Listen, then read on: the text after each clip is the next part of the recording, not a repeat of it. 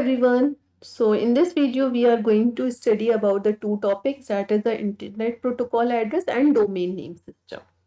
अब internet protocol address क्या होता है और डोमेन नेम सिस्टम क्या होता है उनके बारे में हम इस वीडियो में कवर अप करेंगे। सबसे पहले जो हमारा टॉपिक है वो है इंटरनेट प्रोटोकॉल एड्रेस। तो आप इसको ये समझ के चलो कि आपके नेटवर्क पे जितने भी कंप्यूटर्स होते हैं, फॉर एग्जांपल जितने भी कंप्यूटर्स जो है वो इंटरनेट पे कनेक्ट है, तो हर कंप्यूटर का एक यूनिक एड्रेस होता है।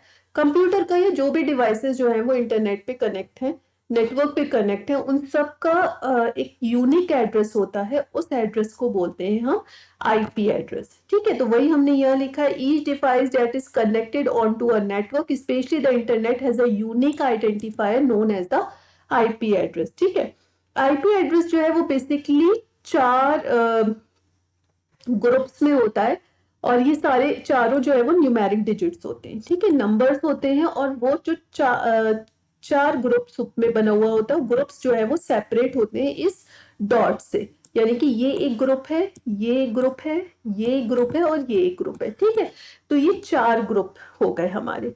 और जो numbers are in the range of 0 से 255, मैक्सिमम 255 तक आपकी रेंज आती है, उससे ज्यादा आईपी एड्रेस में नहीं आएंगे ये जो न्यूमेरिक डिजिट्स हैं। तो आपको यहाँ पे जो समझना है वो ये समझना है कि हर डिवाइस जो भी हमारा नेटवर्क पे कनेक्ट है उसका एक यूनिक एड्रेस होता है जिसके थ्रू उसको हम आइडेंटिफाई करते हैं, और वही यूनिक एड्रेस जो है वो कहलाता है हमारा आईपी एड्रेस। किसी भी दो डिवाइस का सेम आईपी एड्रेस नहीं होता, हर डिवाइस का सेपरेट आईपी एड्रेस होता है। ठीक है, उसके बाद हमारा नेक्स्ट टॉपिक आ जाता है, that is the domain name system. अभी हमने टॉपिक पढ़ा कि आईपी एड्रेस होता है, मीन्स हर डिवाइस का आईपी एड्रेस है। अब मुझे जिस भी कंप्यूटर के साथ कनेक्ट करना होगा उसका भी एक आईपी एड्रेस होगा। तो अब हम जब अपना यूआरएल एंटर करते हैं या वेब एड्रेस एंटर करते हैं, तो हम तो सिंपली, फॉर एग्जांपल मुझे गूगल ओपन करना है तो मैं लिख देती हूँ google.com, है ना। तो क्या होता है कि ऑटोमेटिकली जो मेरा गूगल वाला जो सर्वर है वो उसके आईपी एड्रेस के साथ जो मैंने नाम डाला है, एड्रेस डाला है, वो मैप हो जाता है। मीन्स कि वो गूगल के नाम से नहीं पहचाना जाएगा गूगल का सर्वर, बल्कि उसके आईपी एड्रेस के थ्रू पहचाना जाएगा। तो अब लेकिन नॉर्मल लोगों के लिए तो ये तो बड़ा मुश्किल का काम है ना, कि पीपल ये चीज याद रखें कि हर उसका वेबसाइट का आईपी एड्रेस क्या है, हर सर्वर का आईपी एड्रेस क्या है। ये तो बड़ा मुश्किल का काम है, हम इतने कॉम्प्लिकेटेड होते हैं आईपी एड्रेस, उनको कैसे याद करेंगे। तो क्या होता है कि उनको नॉर्मल नेम दे दिए गए।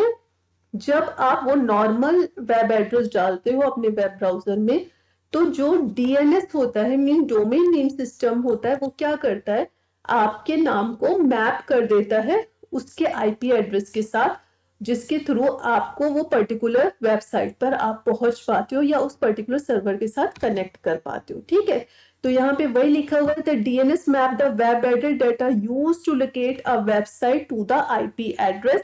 For example, if you type www.google.com in the address bar of a web browser, it will be mapped to its corresponding IP address.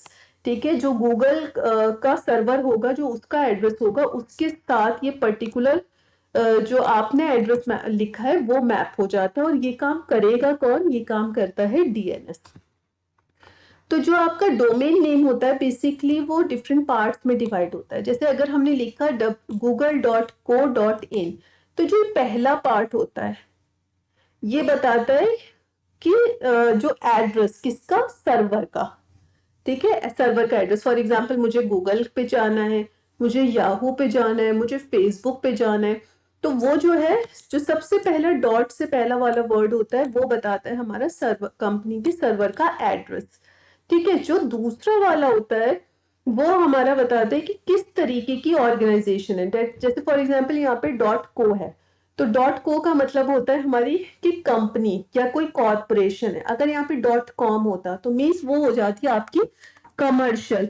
अगर यहाँ पे .edu होता, edu होता, तो मीन्स वो हो जाती है आपकी एजुकेशन।